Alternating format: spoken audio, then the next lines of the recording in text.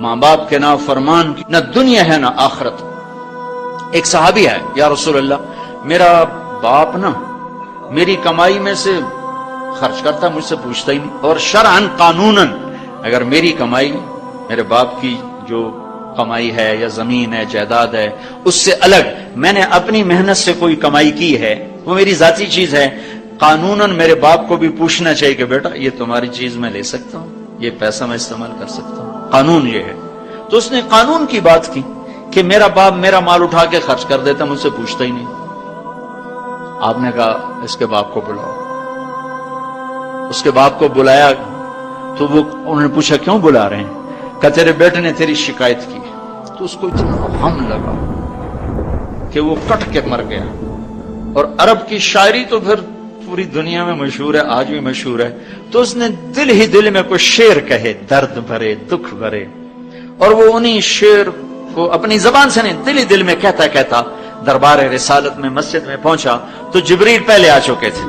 کہنے لگے یا رسول اللہ تعالیٰ فرما رہے ہیں کہ آپ اس سے کہیں کہ پہلے وہ شعر سنا جو تیری زبان سے تو ادا نہیں ہوئے، تو تیرے رب نے عرشوں پہ سن لیے۔ آپ نے فرمایا بھائی اب تمہارا کیس سنوں گا، پہلے وہ شعر سنا جو تیری زبان سے نہیں ادا ہوئے۔ اللہ نے سنے۔ کہنے لگا یا رسول اللہ میں گواہی دیتا ہوں آپ سچے رسول ہیں، آپ کا رب بڑا طاقتور رب ہے، آپ کے رب کی قسم زبان سے ایک لفظ نہیں نکلا، دکھ بھری فریاد تھی جو دل کی دنیا میں اٹھی اور وہیں گم ہو گئی، سینے سے اٹھی اور سینے میں ہی دفن ہو گئی، پر آپ کے رب نے عرشوں پہ سن لیا۔ آپ نے کہا اچھا سنا تو صحیح میرے بھائی۔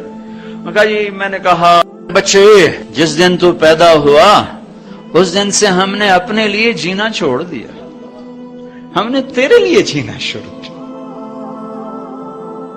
گرمی سے لڑے، سردی سے لڑے، موسموں سے لڑے، حالات کے آہنی پنجوں سے رزق نکالا، جبڑوں سے رزق نکالا، جوانی کو قربان کیا، صحت کو قربان کیا، اپنے جذبات کو سلا دیا، تیرے چہرے کی ایک مسکراہٹ دیکھنے کے لیے ساری ساری رات کام کیا، سارا سارا دن کام کیا، کبھی دھوپ میں کبھی سردی میں، کبھی گرمی سے لڑا کبھی سردی سے لڑا، کبھی موسم سے لڑا کبھی بھوک سے لڑا، تجھے کھلایا خود بھوکا رہا، تجھے پلایا خود پیاسا رہا، تجھے چھاؤں میں لٹایا خود دھوپ میں بیٹھا، تجھے سکھ پہنچایا خود دکھ جھیلا۔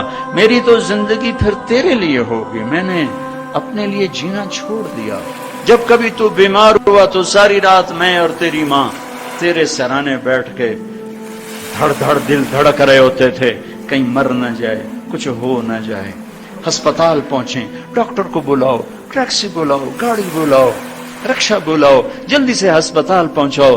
اسی خوفناک خیالات میں ہم روتے تھے، پگھلتے تھے، ٹوٹتے تھے، بکھرتے گئے چلے گئے خشک پتے کی طرح، اور تیرے چہرے کی ایک مسکراہٹ کے لیے ساری مسکراہٹیں بھول گئے، تجھے صحت مند دیکھنے کے لیے اپنی صحت کے سودے کر دیے۔ اور اس طرح ایک دن نہیں گزرا، یہ شب و روز گزرے، دن اور رات گزرے، لیل و نہار گزرے، بہار و خزاں گزری، رت بدلی، موسم بدلے، بادل اندھیری بارش آئے اور گئے، یہاں تک کہ تو پروان چڑھتا گیا، میں ڈھلتا گیا، تجھ میں جوانی میں رنگ بھرا اور بڑھاپے نے میرے سارے رنگ نوچ لیے۔ تو سیدھا کھڑا ہوا تنے کی طرح، میری کمر جھک گئی کمان کی طرح، اور میں آسرے کا محتاج ہوا، تو طاقتور ہو کے جوان ہوا۔ پھر مجھے خیال آیا کہ میں اس کی انگلی پکڑ کے چلا، گود بٹھا کے چلا، کندھے بٹھا کے چلا، ہاتھ بٹھا کے چلا، اس کے لیے در در کی ٹھوکریں کھائیں۔ آج جب میں بوڑھا ہوا ہوں تو اب یہ میری انگلی پکڑے گا، میرا ہاتھ پکڑے گا، میں اس کی لاٹھی بنا، یہ میری لاٹھی بنے گا۔ لیکن ایک دم میرے بیٹے تیری آنکھیں ماتھے پہ چڑھ گئیں، تیرے تیور بدل گئے، تو مجھے یوں دیکھنے لگا جیسے میں تیرا باپ نہیں، میں تیرا نوکر ہوں۔ تو میں نے اپنی زندگی کو جھٹلا دیا اور میں نے کہا میں خواب دیکھ رہا تھا کہ میں باپ ہوں۔ نہیں میں باپ نہیں، میں نوکر ہی ہوں۔ میں پڑوسی ہوں تو اچھا میرے دوست، اگر میں پڑوسی ہوں تو پڑوسی کو بھی تو لوگ پوچھ ہی لیتے ہیں، کبھی مجھے پوچھ ہی لیتا کہ بھائی کسی چیز کی ضرورت تو نہیں، کچھ چاہیے تو نہیں۔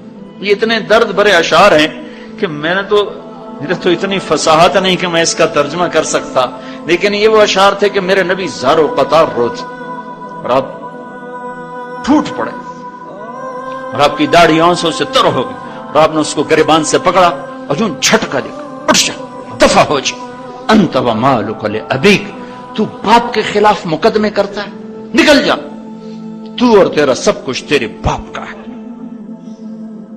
یہ صرف روزے شب قدر سے متعلق نہیں ہے کہ ماں باپ کا نافرمان ہے تو اس کی شب قدر برباد ہو گئی، ماں باپ کا نافرمان ہے تو سب کچھ برباد ہو گیا۔